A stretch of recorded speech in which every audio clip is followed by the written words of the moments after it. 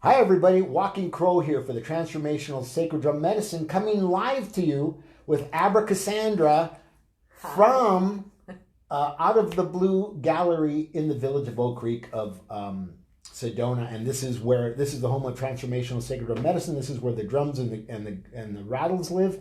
And today, Zandy and I are going to talk about a myriad of things, but we're going to talk about really about the common unity of the community and how the common unity within the community is built on a foundation of like the collective of individuals coming together and creating a common goal or common bond, a common unity, a hope, a community.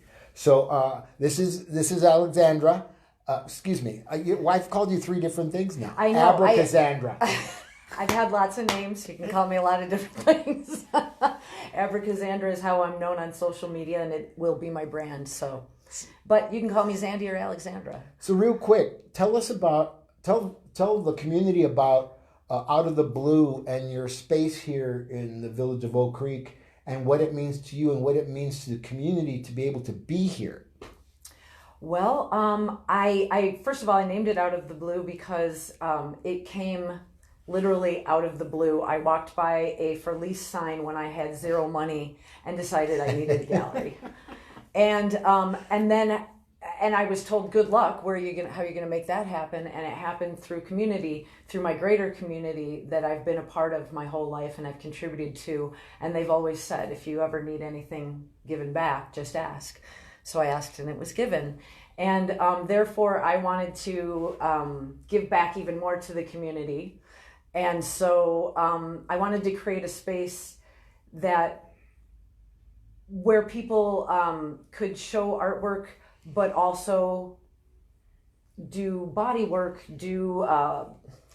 just practice healing, practice connecting with spirit, whatever it is that you do. So I created a healing space in the back where people can do that. And what happened was that I've connected with the most amazing people in my community. I'm so lucky. The people who sought me out and who are currently working through this space are some of my favorite that I've met in the 15 years I've been here. And we all want to participate in each other's growth and enhancement, which makes it even better. And that just makes me want to grab more people. Come on in. The water's fine. Right. It's a beautiful community. But I want it to be absolutely authentic. I don't want it to gain attention because it's so flamboyant. I want it to gain attention because it's real. And what people are giving out from this space is of value to the community. Oh.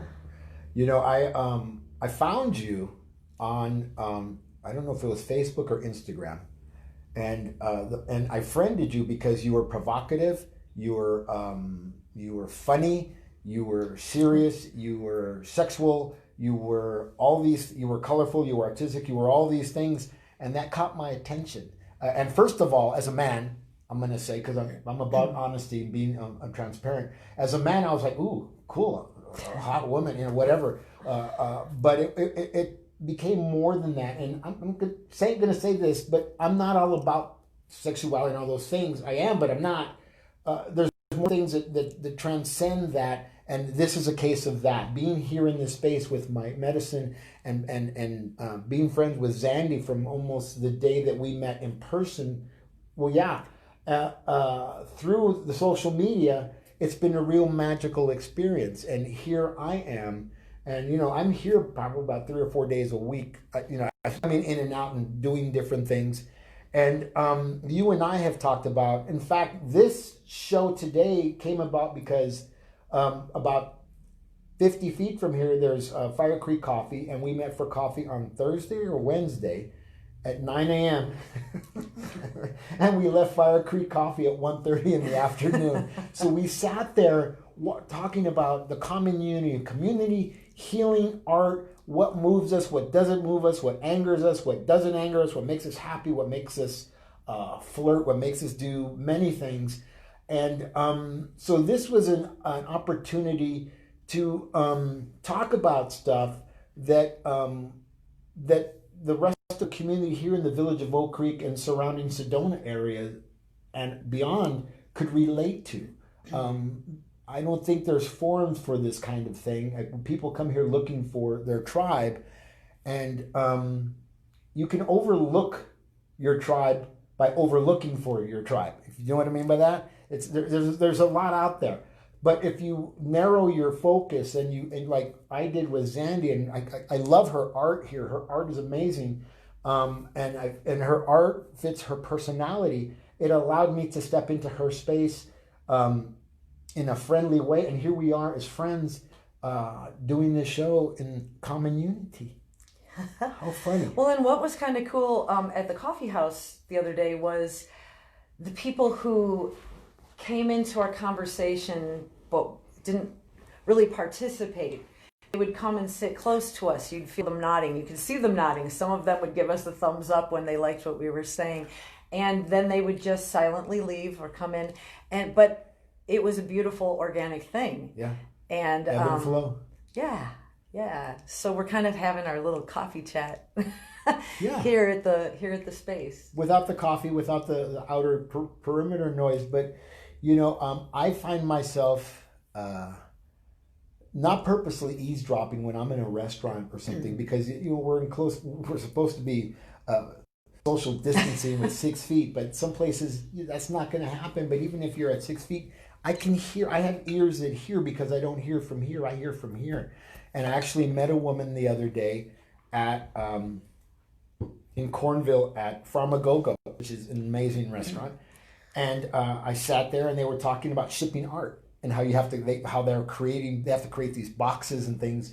And I kind of chimed in, because I said, I'm an artist. I know what you're talking about. I sometimes issues come up with shipping and blah, blah, blah. And the things that come up for artists when we have to do certain things.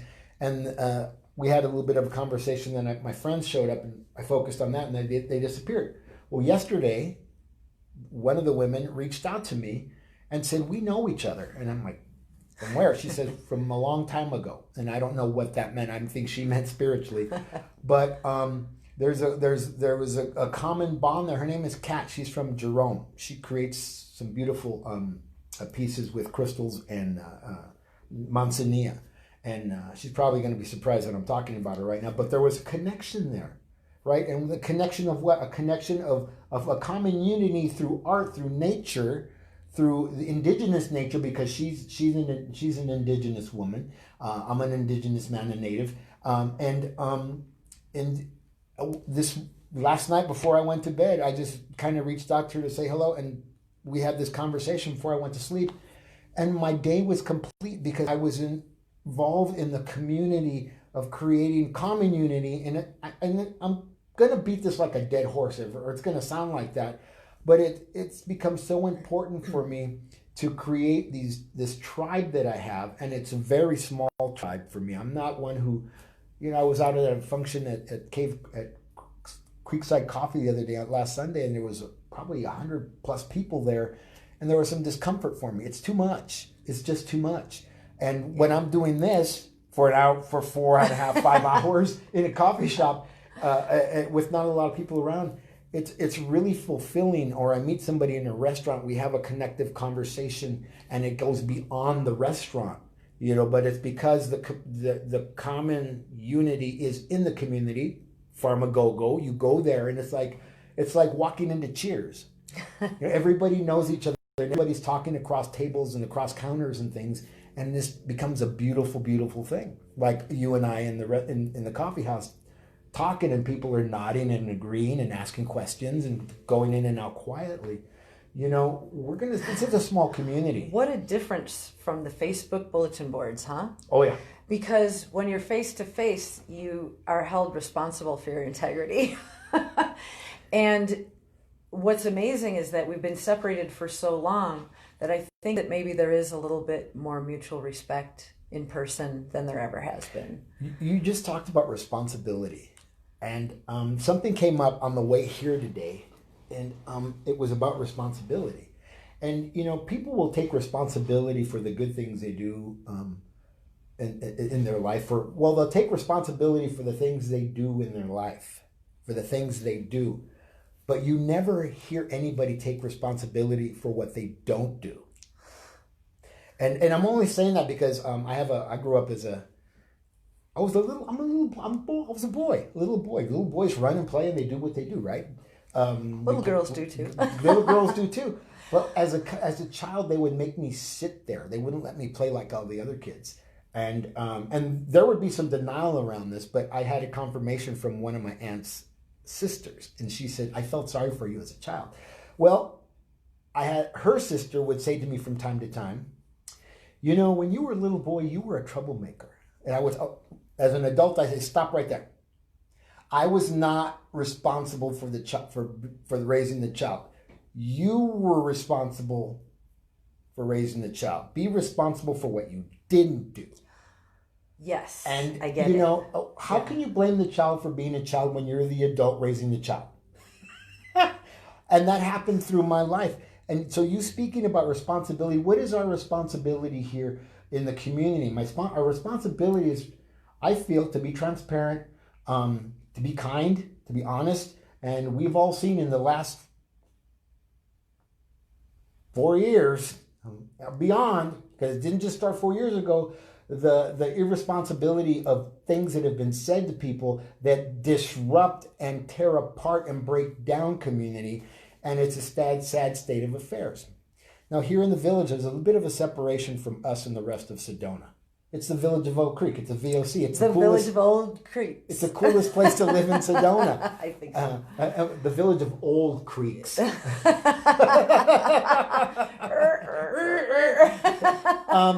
And, you know, Zandy and I, there I go again, Abra, Caxandra and I have always talked about creating more community, doing more here in the village than is being done. This is not just about golf community and restaurants for old timers that close at 7 o'clock, 8 o'clock at night. This is a place that's thriving and moving underneath the surface. And you and I are a case because you're always out taking pictures and doing shoots with people and modeling, and you're like on the move. We never see each other in this creative space, but we run into each other out there in social media and through the community. And me with my medicine and art and everything that I'm doing, we know that we don't have to see each other to know that we're out there, creating that Tasmanian devil whirlwind, just going and going and going. A vortex, if you will. And but seriously, when you're moving and you're creating and you can't help but create more energy. Yeah. So. And yesterday was a case in point. I did ceremony. I was supposed to have a photo shoot. The photo shoot was canceled. I was home. You did a photo shoot yesterday. Was it yesterday? Or 2 days ago? It was Friday morning. Yeah. Friday morning. One of the ladies in that photo shoot was in this studio last Friday buying a bottle and a blanket and doing ceremony with me yesterday on the High Rock in Sedona here in the village of Oak Creek. And that community came together this morning on social media, recognizing each other as a part of the whole. Yeah. And being honored and feeling good about where they stand in the common, and here I go again, common unity of the community. And, and that's something that Zandy and Caxandra and I talked about doing within the community. There's a change that wants to take place here in the village. And you feel it, I feel it, I see it all around me. It's fertile ground right now. Yeah. It's ready, it's ripe. Yeah. And, there's art fairs that happen up the street on either way on different weekends. And there's a lot of stuff going on there, but that's transitory. Those are the tourists that come in, and they come in and out on the ebb and flow. But they're a part of the community, but they're not a part of the whole bigger picture on a daily basis here, if you know what I mean. Creating a place to gather, like I'll use Fire Coffee as an example. They used to close at 2 o'clock in the afternoon. Well, I still want to have a coffee or sit down with a friend or have a meeting at a place. I can't spend money at a business that's closed. So I get to go to their competition and do that. But there isn't competition here because there's something for everybody. There's enough for everybody. I got wind yesterday, speaking of which, that there's an organization here in the village that wants to close down the art fair because they feel like it's impeding on their business. Well, COVID impeded on your business, not the art fair. And it's unfair, pardon the pun and the expression, it's unfair to point that finger at artists who are out there selling their wares that also sell their wares within the confines of your walls, four walls. There's a lot of confusion there. And, I didn't know I was going to say this today, but somebody gave me this information yesterday, and I was like, wow, that's sad. That's not creating a community. That's not being expansive. That's not being transparent. That's being greedy. That's being selfish. We've already seen that. We just voted that shit out. So, I allow for everyone's opinions and preferences, and everyone has different experiences, so I can't judge that. Yeah.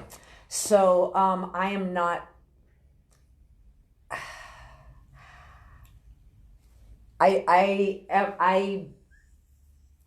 I don't know what to say about that. Because I know who you're talking about, and it's my community too. Even though I'm not specifically a part of that, but therefore, I wish that we could come together, share our opinions and preferences, decide what is best for the community at large. Yeah. In a calm and loving way. and that's what... that's what this is about. We're going to have differences of opinion. We're going to have different desires. But I do believe that there's middle ground. And that's why I'm all about, in the next 4 years, creating the centralist party. I'm sick of this and this. Yeah. And pushing it further and further apart. I want to bring people together. I want to build bridges. I want to unify. Yeah. Or I can't even pick anybody out and point to their preferences and say they're wrong. Well, I'm not even saying they're wrong. I'm just saying... Well, you said they were greedy. Well, I said I was referring to community as a whole. Okay. We can be, and the last... Oh, it's there. I was talking, It's there. We've seen it in our political systems and everywhere else. Everybody's hoarding toilet paper right now for God knows what reason. What if there's humanity? Art within my building as well. Yeah. That's a conundrum. Personal integrity is a huge topic right now that everybody should be taking on for themselves. Personally. Because I have to give myself a little of this when I'm in traffic. I can be that person. Yeah. In a heartbeat, and then I have to go, seriously? Right. It was your turn yesterday to be that person. Although today when I was late and I gave a little honk in the roundabout, so I got a yell from behind me, "Why are you in such a hurry?" And I'm like, okay. I walk in and Walking Crow's like, "You're late." I'm like, I know, I love you, happy Sunday. But because we have to allow for everybody. And some days it's some people's turn to be in a hurry and be crabby and flip you off. And it's all okay. It really is. What's the saying? One day you're the windshield, one day you're a bug. Absolutely. So it's just a matter of your perspective. If just because I'm on the other side of that glass and the glass gives me perspective and it gives me vision, doesn't mean that my vision isn't going to be blocked by the bug, if you will. Right, because it's a fishbowl, like we were talking about the other day. Stepping outside of the fishbowl and looking at things, everybody talks about and actually turns Chicken Little into chicken shit over Mercury in retrograde. They start pointing the finger of blame about what things that are happening and how they happen and why they happen, but they never take the time to say, oh, retrograde. Why don't I just step outside of my fishbowl, and look inward to see how it is I can go inward and do something different, instead of looking at what's happening around me and find fault in fault. Yes, the screaming faces, the pointing fingers, the gnashing of teeth. The gnashing of teeth, yeah. Yes. People sometimes get upset when I say that on social media, because the day before the elections I said, tomorrow the gnashing of teeth begins. And people got upset and said, it started 4 years ago. But never mind, we're talking about today. It didn't start 4 years ago. It started 500 years ago, It started America. before people left England to come here. Yep. And then, what did we do? We ran into people and we tried to conquer them, and it's... But anyway, it's this month is November, round and round. Thanksgiving is in a little less than 2 weeks, and we have to remember why there is a Thanksgiving, and it was the native people, the indigenous people of the Americas that taught the newcomers to the new world how to hunt, how to eat, how to they shared what they had. It wasn't always war and unrest. No, it wasn't. And we have to remember that. It's an ebb and flow. And that's what I was thinking about when you talk about the roundabout and hitting the horn and the person behind you, what's your hurry? It's an ebb and flow that isn't always ebb and flow the way we want it to go. And just like, I keep referencing the last 4 years, but there's a lot of good that came out of the last 4 years, and there's a lot of turmoil that came out of the last 4 years. It depends on where you're standing in your fishbowl, outside of your own fishbowl, and how you're looking in at it. I can judge it, or I can not judge it, or I can just say, you know what, that's none of my goddamn business. Well, I like to keep my eyes on my own paper. If I'm looking at someone else's paper, it should be to expand my horizons. Yeah. And not be in there trying to show them they're wrong. Because, I'm kind of in a place in my life right now where I don't believe in right and wrong. And that might sound very strange, but I believe in that there's right and wrong for me. And as long as I stay within that and within my integrity, then I can handle whatever comes at me from other people. And if there's something that I need to change, tell me gently.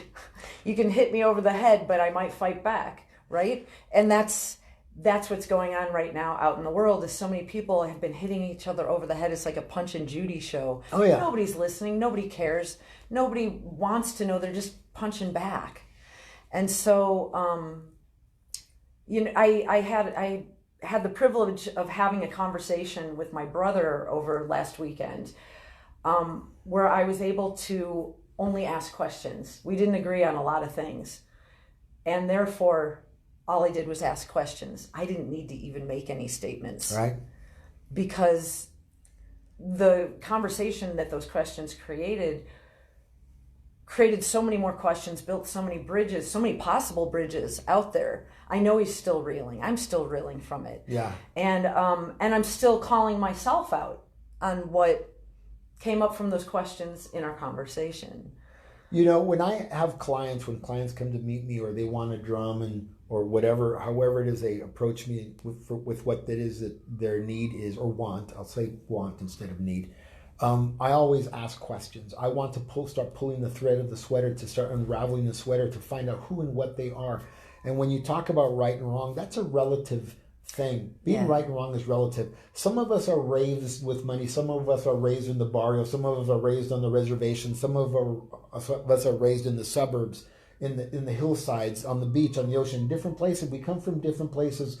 We come from different backgrounds. We come from different... Well, you know what? Yesterday's ceremony up here on the rock was a good example. Because as I was closing the ceremony, I started to thank all our relations and the medicine wheel, the power and the guidance of the medicine wheel. And as I said it, I realized the four peoples, the four races were standing on the rock with me. I was the red. There was two Japanese women. There was an African American woman, and there was an Anglo too. My friend Melissa and her son Will were standing on the rock, and the four nations, the four directions, the four medicines were represented at that moment. And it's not up to me to say when and how that's going to happen, and whether it's right. It just was. It is. And I shared the story, and I'm like, and I said to somebody who was here in the studio last night, I can't make this up. Yeah. I can't. If you tried to make that happen, right? Right. And there is no try, right? You just do, and then you look around and this is what's happening. On the way here today, I was coming down Beaver Flat Road. Beaverhead Flats. Beaverhead Flats Road.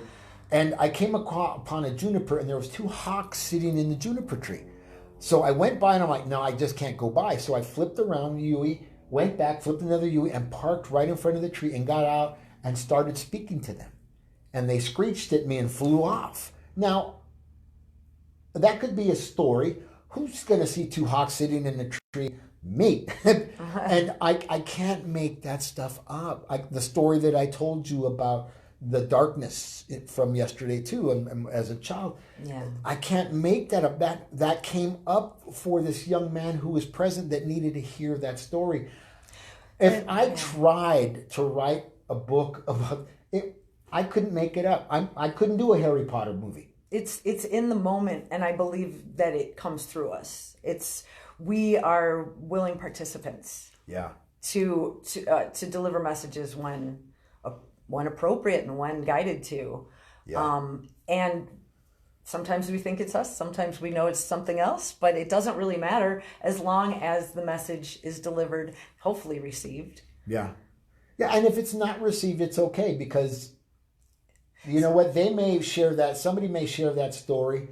Anthony told this ridiculous story about blah, blah, blah, blah, blah, blah, blah. And they're off someplace else back at home in their other community. And somebody goes, oh, really? Who's that Anthony guy? And they look me up and they get what they want or need from me, unbeknownst to them. Right? Out of the blue. Or that's out of the blue. Yes. That's where most of the wonderful things in my life seem to come from. Yeah. And it's when I'm not trying, it's when I'm not looking, it's when I'm not pushing. It's when I'm doing and I'm allowing, and then I'm not resisting.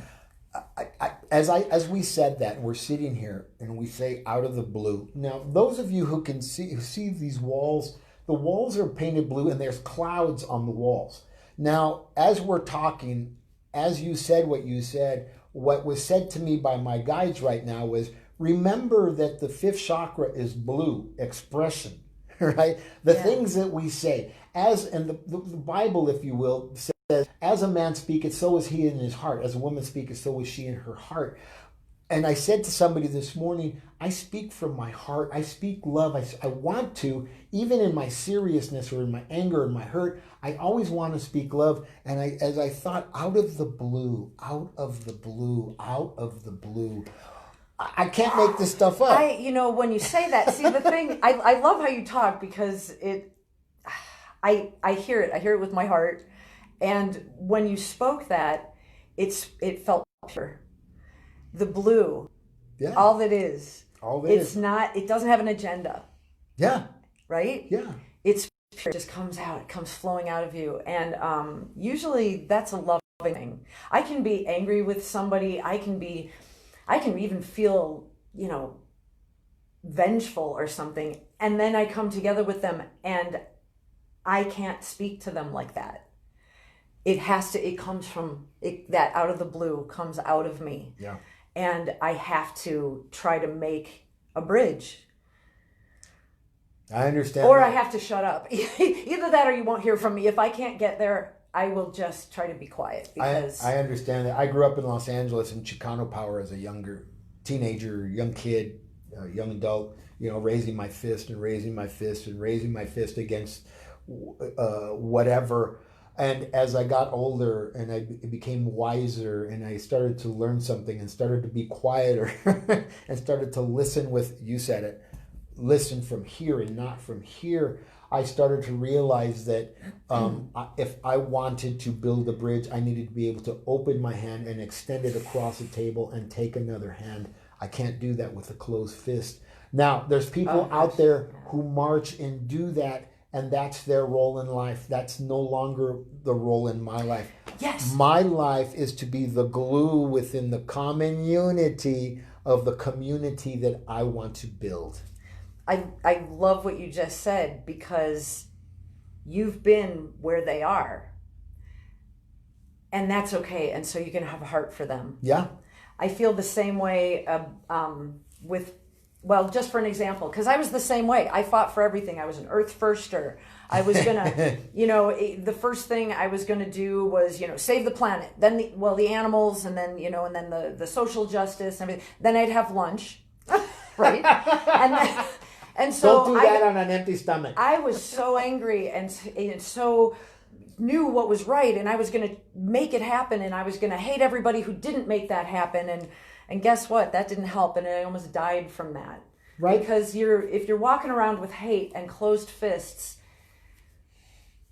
how are you going to touch anybody? How can you touch anyone's heart? And somebody's going to match that energy for you.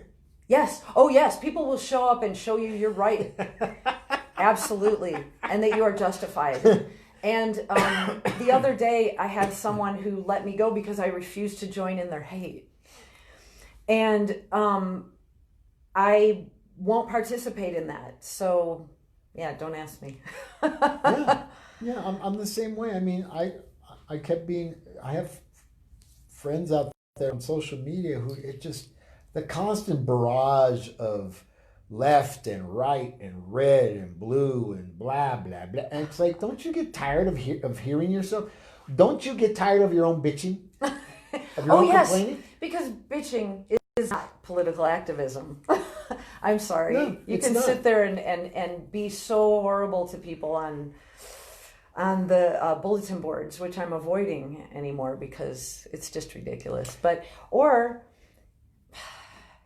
you can go, I don't know, pet your dog, hug your cat till you feel human again, and go love on somebody. You know, when I first started doing what I do, posting on the bulletin boards from Flagstaff all the way to West Phoenix and all the little townships in between, like Sedona and Wickenburg and all those places, there were Native Americans, and there was actually 4, who at different times attacked me, called me a phony, a fraud, a lot of things. And I was like, you don't even know me.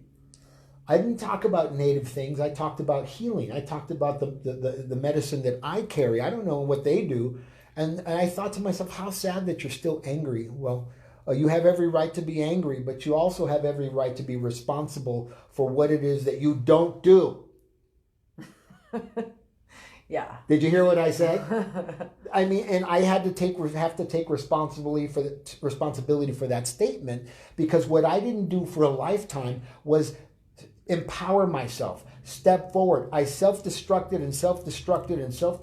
and didn't know how and looked to other people in Jesus to save me, and nobody could, nobody would, nobody did. And one day I was at a Tribe Wellness at Phaedra's place in West Sedona, and I was here moving back to LA at that time, and it was November 2 years ago, and Phaedra's mom's birthday was happening at the studio, and Phaedra invited me, so I showed up with flowers and a card for her mom, who I never met. Always honor the elders. So I got some food and I sat down and I was eating, and Phaedra's mom came over, and a lot of people in this community know who she is. I can't remember her name right now, so I apologize. She came over to talk to me, and I was sitting there thinking, oh, here it comes. And she's talking to me and making small talk, and I'm thinking, I wish she would just get to her point, because I know why she came over here. The knowing who's sitting next to me is allowing me to have my knowing of what's about to come. So she says to me, okay, I'm just going to spit it out. I said, I wish you would. And she said, I see you surrounded by feathers. I said, oh, you have no idea. And anybody who knows me, and if you're in this room, and you know that feathers, wings, birds of all kinds come upon me, and they become medicine. But what she said next was telling. She says, on the floor is a headdress. When are you going to pick it up? And I knew that the jig was up, that I had a responsibility to be responsible for myself. And if I was going to be the medicine man that my elders said that I was, I needed to step it up and stand in my power, not apologize for what I say, and do what I say, and say what I do, and be in the doing of the being and the being of the doing. What are you going to do that you're not doing for yourself yet to create common unity in the community? And that's what has happened to me. There are people, when I came to Sedona, that thought that I already lived here. because I created that. I birthed that. I manifested it. And there's a lot of people running around this town talking about manifestation who don't know what they're talking about because they have self-doubt, self-loathing, self-hate, and they don't know how to get past the self-destruction that I couldn't get past. I'm the example. I'm the mirror. Listen to my words, not because I want you to know something that I know something, but let me be the example of the failure, the ebb and flow of failure and success, and there is no failure in trying, in stepping on the stepping stones of the trying, of the doing. And if you find failure, don't find failure in it, find example of doing, because there are people who never step out of their own life, their own way. They retire at 60 whatever, and they live their life for 2 glasses of wine every Friday that turn into 2 bottles of wine every Friday that turn into 2 days of misery, and then it starts all over again on Monday. Wow. I don't want to live that life. No. I can't. No. And thank you to Phaedra's mom for calling me out. I wear my headdress. I own it. She called you out on what you weren't doing, right? Yeah. I have a responsibility for what it is I'm not doing. Well, you were creating that, so why weren't you owning it? And I'm kind of in a similar place when I decided to put my modeling out on social media. Right?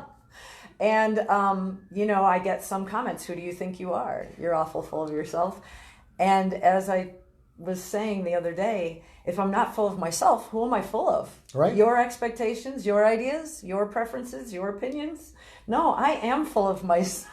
But you and I are at an age where a lot of times we question ourselves, what did I do with my life? Who am I? What am I? The kids are off in college. You and I don't have kids. The kids are off at college, an empty nest, and the husband is not making love to me like I used to, or the wife isn't making love to me like I used to. And who am I? What am I? And what you are as an artist, as a woman, as a goddess, as a divine feminine, you're an example to women that you can, at this age, shine like the sun. And everybody will see you. And who cares what anybody thinks? Yeah. No. It's all about no how kidding. you feel. No, say it. No, No it's shit. true. No shit. No, it's true. And having put this out there, someone made a comment, well, we can't all be supermodels. And I'm like, yeah, we can. Because a few years ago, I was hiding in my studio painting and afraid to let myself shine. And now people see me. I don't know what people have different opinions about me, and it doesn't really matter. It's none of my business. Yeah. I keep my eyes on my own paper. It just means they have a low opinion of themselves. Yeah, but I have other women out there, other men and women, helping me celebrate life. And my next move is that I want to show other people how beautiful they are. I want to be behind the camera. I want to be the photographer, right. And I love dressing people. I love showing people exactly how beautiful they are. And so anybody who's into receiving that, hit me up. So because you have the eye on yourself for who you are in your glory, you have that same eye for others. And that's an amazing thing. I see you. The woman that I met the other day in the restaurant who reached out to me last night, she said to me through messaging, and I don't blow smoke up my own backside. I say what I say with well-meaning and well-intentions and with integrity. And she said, "You're a handsome man. Why are you by yourself?" And I said to her, honestly, I think people are afraid of me because I see you. I won't put up with bullshit. I want whoever a potential partner is going to be just as open as I am. I know what I look like. I know when I walk into a room what happens, and that's okay, but I don't get all caught up in my ego of that. I was like, oh, how nice. I'm in the room, and I get to experience the others that are in the room as well. But I thought, I'm not here to be the handsome guy. because I never thought of myself as handsome as a younger person. I was obese and I was all kinds of things. I had to transcend a lot of things. I had to transcend myself. I had to transcend my irresponsibility for myself to become this guy that I am. And it was such a nice thing to have somebody say, you're handsome, to ask, because obviously there was some interest. There is some interest, but it really isn't about the interest. It's about the seeing of each other, the seeing of the people beyond the obvious. And you had to see yourself before you became handsome or attractive. I use the word attractive because people think they're attracted to your outside, but it's really the self-confidence and the way that you perceive yourself that's attractive. Yeah. There's a woman who bought a drum from me in February, right before COVID happened, at the art sale at Rosales. And she told me that she waited all day to speak to me because there was a crowd of people in front of my booth. And when you come to talk to me about drums, we're not just talking about drums. We're talking about medicines. We're talking about your life and unraveling the sweater. And there's this whole thing that happens with me. And what she said was, when she finally, at the end of the day, got to me, she said, I didn't plan on buying a drum, but I feel I have to buy a drum, but I have to tell you something. She said, I have to ask you something. How do you do that? I'm like, how do I do what? She says, you just say what you say and people, you hold their attention. She said, I know that I'm not just buying a drum. She says, I'm buying you. And I thought, wow, that is magic. Thank you. I was so honored by that statement. And she's not buying, this face. What she's buying is my soul, my interior, my integrity. And your intentions. My intentions of what it is that I want, not just for me, but that I want for you and everybody that isn't me, that doesn't know how to maybe take a stand for themselves and stand to be seen and heard and loved, regardless of what I look like, regardless of what I feel like, regardless if I got up on the wrong side or the right side of the bed this morning, irregardless, I hope. Did you hear that they added irregardless to the dictionary? I think it was this year. It's right next to irrigation. Anyway. Well, because without the irrigation, you're yardless. You're gardenless. Irregardless. See, and that's funny. See, you're catching on. I know. I'm starting to play with you. You're starting to see. That's the way the guides talk to me. They give me words like yesterday. That here, because I use it. Oh, hello. We're back. The internet is doing what it's doing, but we're coming to the end of our almost hour. And I want to thank everybody, the community at large, for coming and listening. And if you have a message for Abra, Caxandra, or myself, or there's things you want to know, or if you want to meet us and greet us, you call us and make an appointment here at Out of the Blue or Transformational Sacred Drum Medicine.